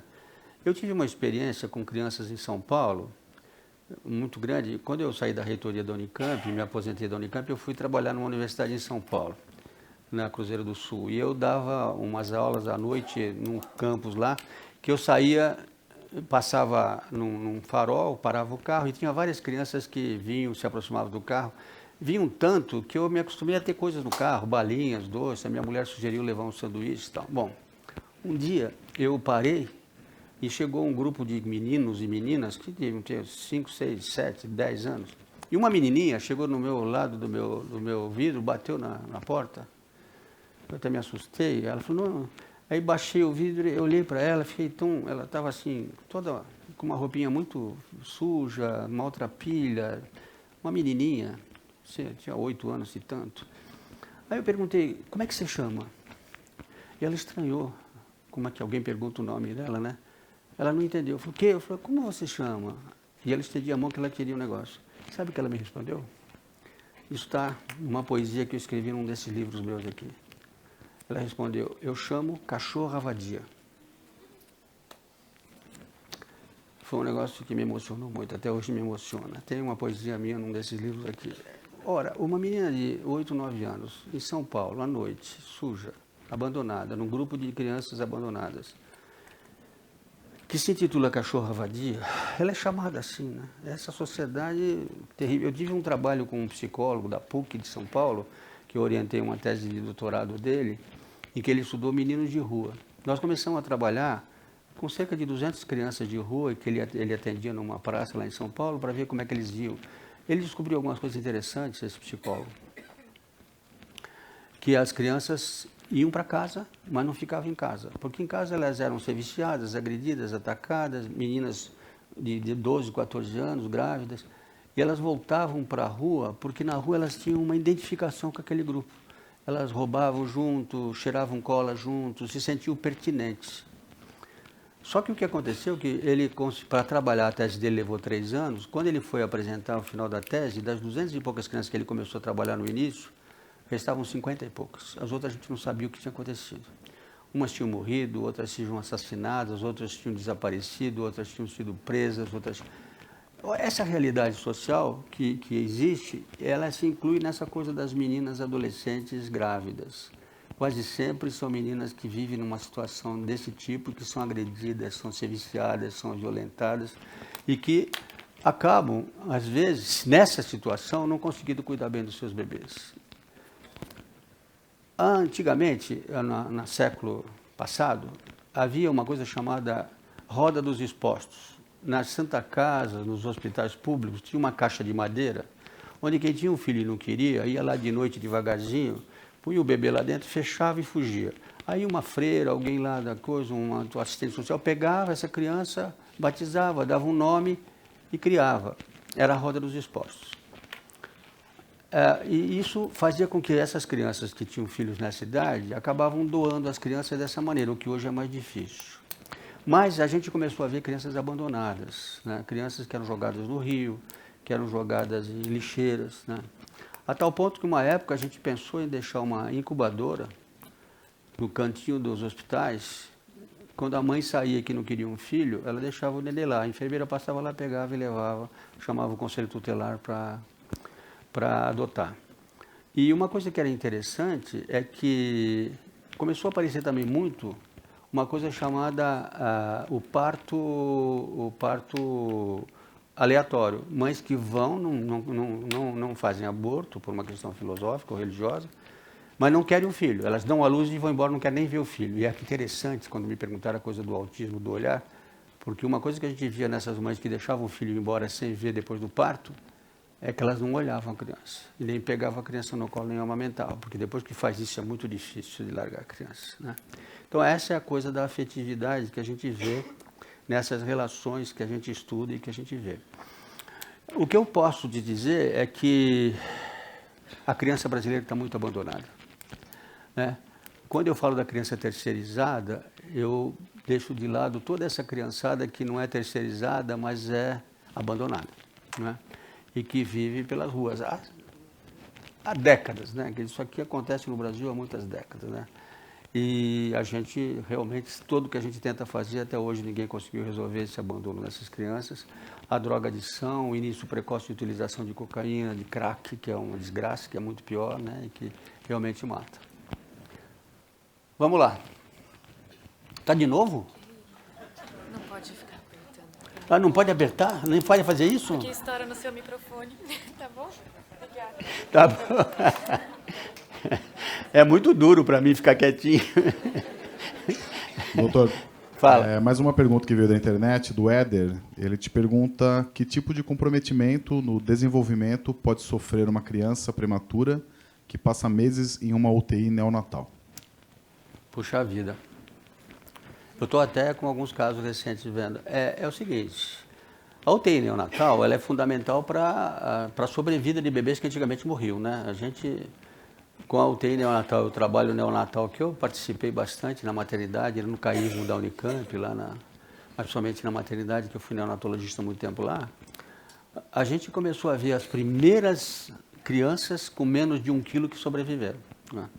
A gente antigamente dizia que abaixo de 1,5 kg era quase impossível uma criança sobreviver. Hoje a gente está vendo crianças de 1 kg sobreviverem, que ficam 2, 3 meses de UTI, faz alimentação parenteral, você passa soro e tal para manter a vida delas.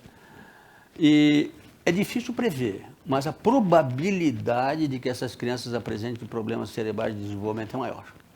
Você não pode dizer para ninguém, para uma mãe, para um pai que tem um bebê prematuro na UTI, que teu filho vai ter um problema. Não. Eu tenho surpresas enormes. Eu vi crianças que eu vi nascer com 800 gramas, 1 quilo, que ficaram 2, 3 meses com a gente e depois saíram. E depois eu vi no consultório com 1 ano, 2, crianças quase normais, com alguns déficits pequenos, mas vivendo, andando, falando. E vi também crianças que, infelizmente, a gente fala, puxa vida, que coisa, né? Crianças que realmente apresentavam lesões cerebrais graves, né? Que ficaram aí muito tempo lesadas, que tinham hipoxemia. Hoje em dia, com as técnicas novas, com todos esses aparelhos que nós temos de ventiloterapia, que são realmente uma super especialidade da pediatria, mesmo uma super especialidade da neonatologia, que é a ventiloterapia em UTI, que é crianças que vivem com aparelhos respirando meses ou semanas, a gente tem muito mais chance de manter um bom nível de oxigênio cerebral e um bom nível de glicemia e de calcemia, que são coisas importantes para o cérebro infantil. E aí a chance de recuperar crianças com menos lesões é muito grande. A gente tem esperanças, a gente nunca abandona um bebê porque ele é pequenininho, a gente torce para ele. Olha, eu, durante muitos anos da minha vida, trabalhei em berçário, eu fui padrinho de um monte de criança. Volta e meia alguém pedia para mim batizar alguém, né, que saía feliz da vida, a gente... Ou mesmo no hospital, quando tinha uma criança passando mal, a família entrava e pedia. Então, eu não posso dizer que porque nasceu pequenininha e está na UTI vai ser um problema depois. Ninguém pode dizer isso. A gente fala em probabilidade. Essas crianças podem ser crianças que venham a apresentar problemas. Mas a gente tem grandes alegrias de vez em quando que vê crianças desse jeito que evoluem muito bem.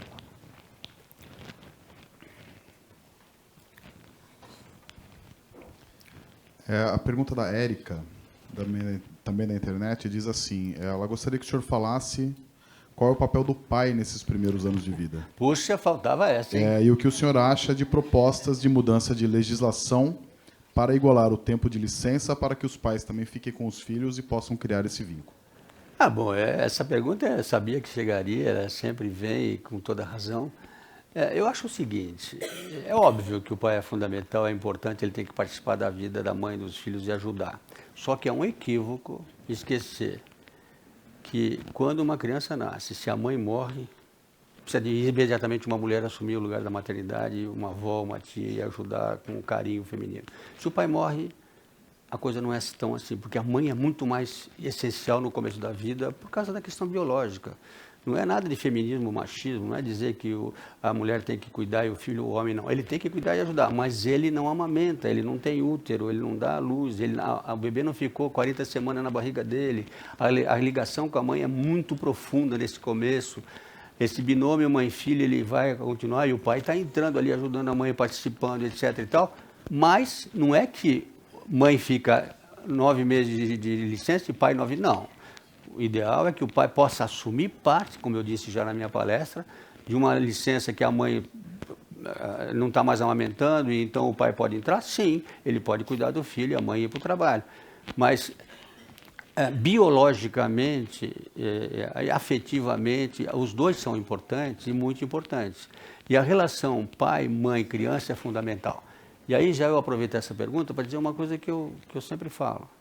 Se há uma coisa ruim para uma criança, é pai e mãe brigando sem parar. É desentendimento entre pai e mãe. Não, você que cuida, você não aparece, você que vem, olha aqui, o filho também é teu. Isso é a pior coisa que pode acontecer. Quer dizer, o que tem que acontecer é uma harmonia de relacionamento entre pai e mãe que cuidam de um bebê conjuntamente, cada um ajudando no que pode e participando, né? Quer dizer, essa coisa de achar que pai e mãe é igual, não são iguais, não são, né? A gente sabe que é diferente, não sabe? Você não sabe que homem e mulher é diferente? Então, na verdade, são pessoas diferentes, são pessoas com características físicas diferentes, a pele é diferente, o carinho, a atenção, a voz é diferente, a maneira de falar, cada um tem uma coisa que os dois são importantíssimos para a criança, né? Os dois têm que participar. É claro que à medida que a criança está crescendo, aliás, hoje eu vi um vídeo sensacional sobre o Dia dos Pais, que é depois de amanhã, né? Mostrando de pai e mãe. Mãe é ótimo, mas pai é mais legal. E aparecem uns caras jogando as crianças assim e tal. Vocês viram esse vídeo? Tem uns caras limpando a neve com o filho, assim, puxa o filho. Está muito interessante esse vídeo, é bem típico. Ou seja, é característica de personalidade. As pessoas são diferentes. A feminilidade e a masculinidade tem que ser respeitada. Eu não sei por que o homem está sendo tão atacado ultimamente, né? Parece que... O Papa disse uma coisa que eu achei sensacional. O pior do feminismo radical é que ele parece o machismo radical de saias. Então, os dois estão errados, sabe?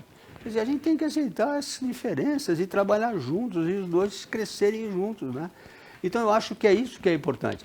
Às vezes a pergunta é, por que eu que tenho que cuidar do filho e o pai não? Não, o pai também tem, mas cada um tem seu papel, né? Cada um tem uma forma de cuidar do seu filho. O pai não consegue amamentar, a mãe consegue. Eu fui um dos primeiros pediatras que fiz lactação adotiva. Eu publiquei trabalhos há 30 anos atrás, que foram publicados em Londres, inclusive, sobre mães que adotaram bebês e a gente fez elas amamentarem sem dar hormônio. Uma técnica especial de estimulação de a prolactina e a ocitocina desceu e elas amamentaram. Hoje se usa muito isso na relactação e na lactação adotiva em mães que estão com dificuldade para amamentar. É uma técnica que está publicada nesse livro meu aqui, o Come Por Que Amamentar, que é um livro que a gente fala dessa lactação adotiva. Teve gente, inclusive, que quis fazer isso com pais. O grande problema dos pais é que eles não têm prolactina nem têm ocitocina, eles têm testosterona. Eles têm testosterona. E há uma diferença maravilhosa entre os dois que eu gosto muito e que realmente tem que respeitar, né? E que eles são biologicamente e hormonalmente diferentes. Agora, os dois têm que participar do cuidado com o filho sem dúvida nenhuma, né? Eu estou acostumado a dar algumas conferências e às vezes sempre no meio da conferência alguém levanta e fala, você só fala da mãe e o pai e tal. Aí eu falo, não, calma, eu vou falar do pai, pode ficar. Porque o pessoal fica revoltado, achando que eu acho que tudo é a mãe, tudo é a mãe. Não é. Os dois juntos, né? Mas tem coisas que são excepcionalmente biológicas e que a gente tem que respeitar. Tanto a masculinidade como a feminilidade, sabe? Eu sou absolutamente contra a destruição dessas coisas, sabe? O que é feminino, o que é masculino, os dois são fundamentais na existência. Muito bem, o que acontece depois das opções das pessoas eu respeito, mas eu acho que a gente precisa entender que o mundo é assim, ele é bipolar mesmo. Eles apelidam a gente de binários, né? Quer dizer, a gente só tem dois, mas não é. Cada um tem que ser aquilo que deseja ser. Mas, por favor, deixem as nossas crianças em paz. Vamos lá. Mais pergunta? Meu nome é Fabiana. Tô aqui. Ah, sei. É que às vezes vocês estão eu não me ouvindo? falo em nome de Estão me pais, mas sim como proprietária de um berçário. E assim, qual é o aconselhamento? Porque nós trabalhamos de uma forma, acreditamos que, é lógico, a gente nunca vai suprir essa questão da afetividade dos pais, mas hoje nós temos uma missão muito grande, porque os pais, nessa demanda de trabalho das 7 às 7, a criança ela fica um tempo muito maior na escola do que em casa. Né? Então, em muitos casos, às vezes a criança acaba falando, em todos os casos, muitas vezes, os primeiros passos, a primeira vez que vai comer uma papinha na escola e não em casa. E algo que a gente trabalha muito é essa importância desse vínculo da professora, que ela seja acolhedora, nesse respeito do toque, olha, eu vou te trocar, eu vou cuidar de você, está tudo bem, eu já te entendi.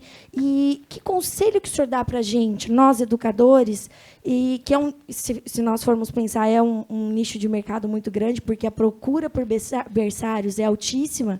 E que conselho que o senhor dá para a gente mudar essa cultura, né, dos educadores, porque muitas vezes o educador ele acha assim, não todos, tá? Mas essa questão assim, eu falo porque eu trabalho com isso, às vezes eu vejo meninas de pedagogia que não troco fralda, não faço isso. E na nossa escola a gente prega muito isso, que o berçário, os primeiros dias de vida são assim fundamentais até para a própria alfabetização. São coisas que de bebezinho vai refletir lá na alfabetização.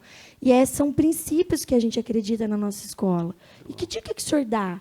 Porque eu confesso que eu estou saindo daqui hoje muito feliz, porque tudo que eu falo no meu dia a dia, eu não sou louca, é algo que eu acredito e o senhor confirmou para mim. Eu saio daqui muito satisfeita e feliz. É que nós somos dois loucos, né?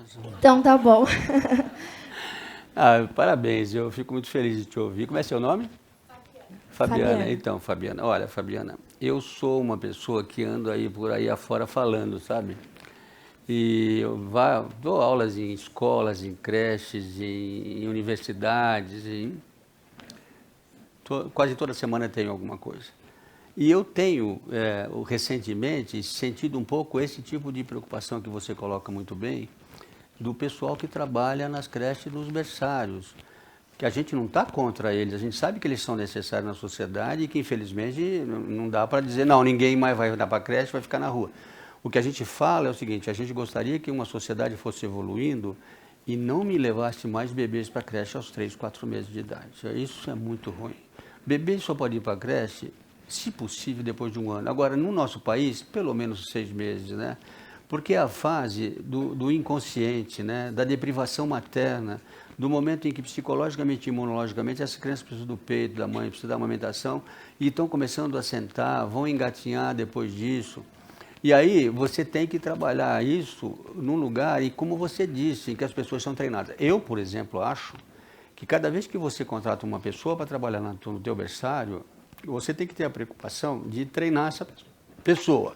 Falar, olha, o teu papel mais importante aqui é abraçar, segurar, atender o choro, alimentar com carinho e atenção, não forçar, esperar a criança ter apetite, trocar a fralda quando é necessário, pegar no colo, não deixar a criança o dia inteiro deitada no berçário, passear com ela, se for possível nessa creche ter um lugar verde para as crianças andarem. É fundamental que a creche simule o mais possível um ambiente doméstico, familiar e o carinho que a família dá. Essa é a creche ideal. E é uma creche treinada. É o que eu falei no meio da minha palestra. Creche não é estacionamento de crianças. Creche é um lugar em que elas vão ter muito mais do que mamadeira e muito mais que papinha. Elas precisam de carinho, de atenção, de respeito, de brincar. O que acontece às vezes é que você tem uma creche que tem uma funcionária para cada 4 ou 5 bebês. 3 bebês no máximo, né?